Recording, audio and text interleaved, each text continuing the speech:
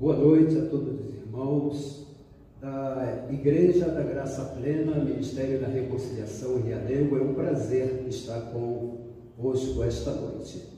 E sou o pastor Wilson, um dos pastores auxiliar desta igreja. A nossa mensagem para esta noite está no livro de Romanos, capítulo 8. O texto que nos inspirou são os versos 10 e 11. Diz o verso 10: Se, porém, Cristo está em vós, o vosso corpo, na verdade, está morto por causa do pecado, mas o Espírito é vida por causa da justiça.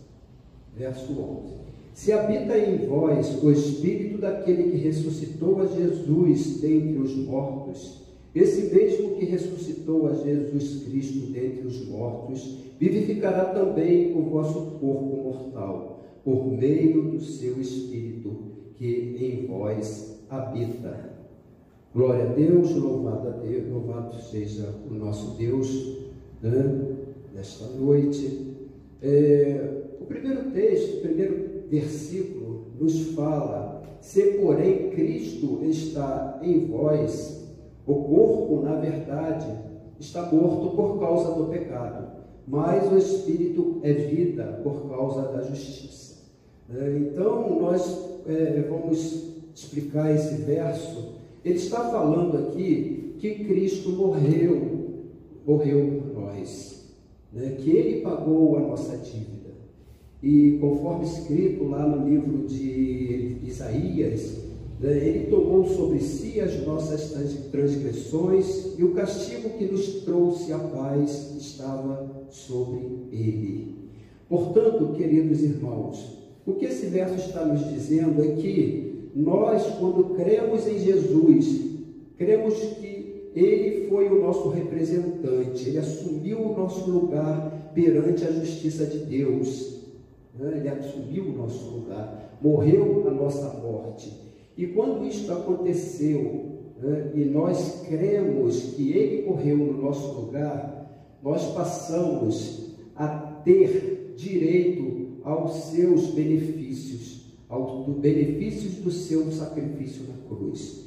Talvez o irmão ou a irmã pergunte, diga, mas como pode, Jesus ter morrido em meu lugar, Vamos ler um texto aqui em Romanos, voltando um pouquinho, capítulo 6, como isso é processado perante Deus, como isso aconteceu, para a gente ter um entendimento. Diz o verso 6, capítulo 6, verso 6, Sabendo isto, que foi crucificado com ele o nosso velho homem, para que o corpo do pecado seja destruído, e não sirvamos o pecado como escravo. Aqui Jesus assume a nossa posição, o nosso lugar. Ele morre, ele vai perante a justiça de Deus, vê qual era a nossa dívida, e ele aceita ser o nosso tutor, ser o nosso, pagar o preço, pelo nosso pecado. Ele é o nosso avalista. Nós não temos condições de pagar o preço, e ele assume este lugar. Talvez muitos digam, mas como é que é isso, Assumiu, como é que eu fui crucificado, conforme diz o texto, está falando aqui, sabendo que fui crucificado com ele, o nosso velho homem. Como pode, se ele morreu há 2000 anos atrás, foi crucificado há tanto tempo passado? Queridos, isso é mistério de Deus. Temos que olhar com os olhos, tentar olhar com os olhos de Deus para entender como isso é processado, como isso acontece.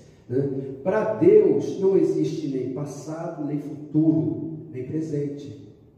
O tempo corre de um modo para Deus, e para nós corre de outro, totalmente diferente. Nós estamos limitados à ação do tempo. Deus não está limitado à ação do tempo. É como se as três estações do tempo, passado, presente e futuro, fossem vagões de uma locomotiva que está sendo puxada, está sendo dirigida por Deus. né? Ele dirige através de um controle, podemos dizer até através de um controle, né? Remoto, ele dirige, ele vê, o tempo está à sua volta, anda em volta dele, ele não está subordinado, condicionado ao tempo. Portanto, quando diz que aquele que crê foi crucificado com Cristo, nós temos que entender que este dia em que Jesus foi crucificado lá atrás, há 2000 anos atrás, para Deus é como se esse dia estivesse acontecendo hoje, neste exato momento. Talvez você pergunte, mas como? Pode, porque se o Deus não está sujeito ao tempo, qualquer dia do passado para ele pode ser presente. Qualquer dia do futuro para ele pode ser presente. Para nós mesmos, meus irmãos, se a gente olhar com os olhos naturais, né, algumas coisas nos dão uma noção de que o tempo para em certas situações. Vamos analisar o efeito da morte. Né? Quando uma pessoa morre, o que acontece? Ela para de respirar, ela para de ouvir, ela para de ver, todo o seu sistema endócrino, todo o cérebro, todas as funções orgânicas param, elas não têm mais atividade nenhuma. Portanto, o tempo diante dessa situação de morte, ele deixa de ter qualquer sentido. Por quê? Para aquela pessoa, né, que a morte aconteceu, o tempo não faz mais nenhuma diferença, porque ela está alheia ao tempo. Portanto, numa situação muito natural para nós, né, pode-se perceber que o tempo deixa de ter sentido. Para Deus, que é eterno, que não tem começo nem fim, é muito mais, né? É muito mais insignificante a ação do tempo. Portanto, aquele que crê, conforme diz o texto aqui, Romanos 6, né, que foi crucificado com ele o nosso velho homem, para que o corpo do pecado seja destruído. Portanto, já entendemos, né, que Deus traz aquele dia da crucificação de Jesus até nós, quando nós dissemos que cremos e somos colocados dentro do plano da salvação que foi realizado por Jesus, e nós nos tornamos, né, partícipes daquele ato de extremo amor que foi feito por ele. E o texto aqui em Romano 10 diz: se porém Cristo está em vós, o corpo, na verdade, está morto por causa do pecado, mas o Espírito é vida por causa da justiça, né? Porque a justiça de Deus aconteceu, Cristo é a nossa justiça, Ele pagou o nosso preço, o nosso velho homem, né? O homem do pecado, a velha criatura foi levada para a cruz. E quando a velha criatura foi levada para a cruz, nós recebemos o que o texto nos diz aqui, né? Nos fala que se alguém li o verso acima, o corpo, na verdade, está morto por causa do pecado. O velho homem está morto, mas o espírito é vida por causa da justiça. Aqui é o espírito humano, a gente ressalta, né? Está falando do nosso espírito é vivificado, ele recebe o toque de Deus para a vida. Seguindo adiante, o texto diz: se habita em vós o Espírito daquele que ressuscitou a Jesus dentre os mortos, esse mesmo que ressuscitou a Cristo Jesus dentre os mortos, vivificará também o vosso corpo mortal, por meio do seu Espírito. Veja bem, meu irmão, que aqui o verso 11, ele já vai adiante, ele já fala que o nosso corpo mortal vai ser vivificado, ele vai ser restaurado, né? ele vai ser numa palavra, né, futurista, conforme está escrito lá em 1 Coríntios 15, 52, vai ser glorificado, né? Mas esse processo ele já começa aqui, podemos dizer. Por quê? Ele diz aqui no verso 10, se porém Cristo está em vós. Agora façamos uma analogia como se no verso 11, se habita em vós o Espírito daquele, no verso 10 ele diz, se está em vós, né? Por ocasião da nossa conversão, o Espírito vem estar conosco, ele vem tocar no nosso coração, ele vem tocar, né? Um toque de regeneração que nos faz nova criatura. Agora, o nosso caminhar com Cristo vai depender da nossa ação no caminho da verdade.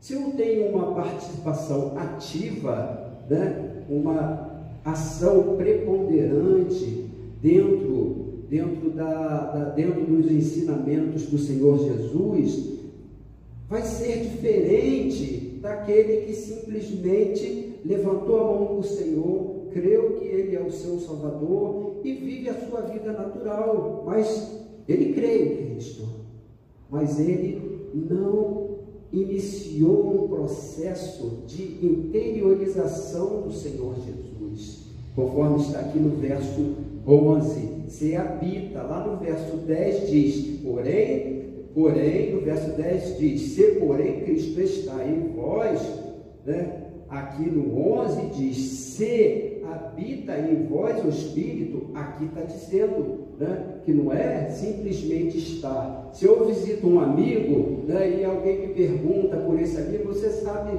se esse amigo, né, que me visitou, que eu fui visitar, estou lá na casa dele, alguém pergunta por mim, outra pessoa pode informar, olha, ele está na casa do Joãozinho, né? O Wilson, o pastor, está lá na casa do Joãozinho. Mas estar não é a mesma coisa de habitar. Agora, se eu estou na minha casa ou na casa de uma pessoa onde eu moro, ele está na sua habitação. É diferente estar e habitar. Agora, se Cristo habita, veja só o que acontece conosco, meus queridos. Se Cristo habita em nós, se habita em vós o Espírito daquele que ressuscitou a Jesus dentre os mortos, esse mesmo que ressuscitou a Jesus Cristo dentre os mortos, vivificará também o vosso corpo mortal. Aqui o nosso corpo mortal, ele, com o habitar de Cristo, ele vai receber vida, né? Ele vai receber vida pela sua presença, pelo seu habitar, templo do Espírito Santo. Então é a habitação de Deus, a habitação do Espírito. Esse Espírito aqui, se vocês lerem o texto 10 e o texto 11, o texto 10 Espírito, né? É Espírito com letra maiúscula, nosso Espírito. No 11 é o Espírito Santo, o Espírito de Cristo, da pessoa da divindade, né? Pai, Filho e Espírito. A gente vê que eles são inseparáveis. O Espírito Santo de Deus é o Espírito Santo de Cristo e eles estão sempre juntos. E ele diz, se habita em vós o Espírito daquele que ressuscitou a Jesus dentre os mortos, esse mesmo que ressuscitou a Jesus Cristo dentre os mortos, vivificará também o vosso corpo mortal, nosso corpo de glória, porque a palavra diz, né, vamos lá em Romanos 3, dá uma olhadinha, o que diz Romanos 3, 23, pois todos pecaram e carecem da glória de Deus, né? Carecem da presença do Espírito de Deus, mas quando nós recebemos Jesus, esse Espírito retorna para nós, conforme está escrito aqui em Romanos 8:10, e quando Ele habita, Ele faz morada, nós vamos sendo processados, nós vamos sendo transformados, né? O Espírito vai nos levando assim adiante do caminho de Deus, no caminho da verdade, conforme diz a palavra, né? É a vereda do justo que vai cada dia iluminando mais, clareando mais. É o processo de santificação. Portanto, meu querido, se você quer simplesmente estar com Cristo, é muito bom, ótimo. Mas se você quer que Cristo more dentro de você, que Ele habite no teu coração, você tem que entrar aqui, né? Nessa condição aqui do verso 11, né? O Espírito Santo habitando dentro do teu coração, E quando isso acontecer, Ele vai fazer coisas maravilhosas na tua vida.